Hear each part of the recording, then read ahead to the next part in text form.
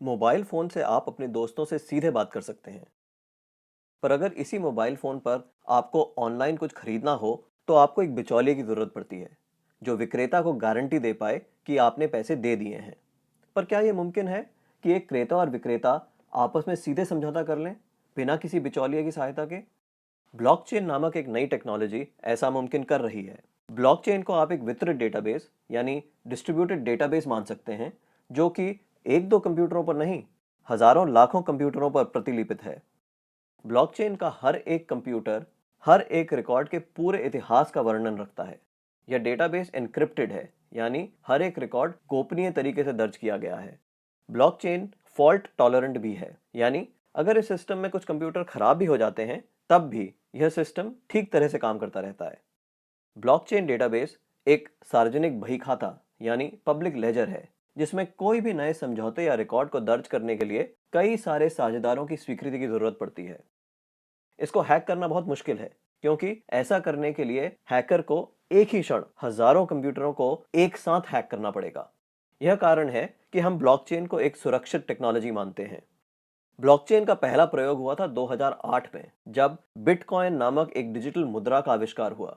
Bitcoin मुद्रा किसी देश, सरकार या बैंक द्वारा नियंत्रित मुद्रा नहीं है, यह एक डिजिटल मुद्रा है। अधिक जानकारी के लिए आप बिटकॉइन को गूगल कर सकते हैं। केवल मुद्रा या पैसे से संबंधित प्रयोजन के लिए ही नहीं, ब्लॉकचेन का प्रयोग कहीं भी हो सकता है जहां पारंपरिक रूप से विश्वास, भरोसे या गारंटी के लिए एक बिचौलिए की जरूरत है।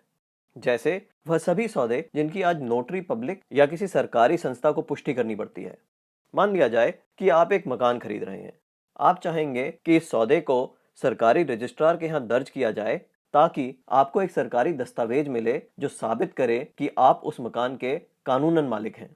पब्लिक रजिस्ट्रार केवल इस सौदे का एक सबूत दे रहा है, और ऐसी संभावना है कि भविष्य में पब्लिक रजिस्ट्रार का काम ब्लॉकचेन टेक्नोलॉजी कर दे, क्योंकि उसमें दर्ज सौदे की भी उतनी मान्यता होगी जितनी आज रजिस्ट्री सर्टिफिकेट की है।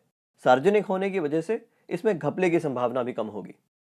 ब्लॉकचेन टेक्नोलॉजी के उपयोग के कई और संभावित उदाहरण हैं। जैसे किसी सरकारी योजना के अंतर्गत यदि एक गरीब आदमी को कुछ वेतन मिलना हो, तो ब्लॉकचेन टेक्नोलॉजी से उसको वह रकम सीधे उसके मोबाइल फोन पर दी जा सकती है। या अगर किसी प्राकृतिक आपदा से ग्रस्त लोगों को नुकसान भरपाई करनी हो, तो उनकी सहायता राशि सीधे उनके मोबाइल फोन पर दी जा सकती है।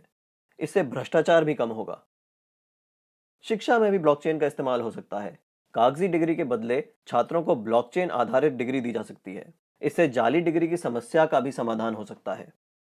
ब्लॉकचेन उन टेक्नोलॉजी में एक है जो 21वीं सदी की अर्थव्यवस्था में बहुत बड़ा परिवर्तन लाने की क्षमता रखती हैं। आपको ब्लॉकचेन टेक्नोलॉजी में क्या नया हो रहा है, इस पर नजर जरूर रखनी चाहिए।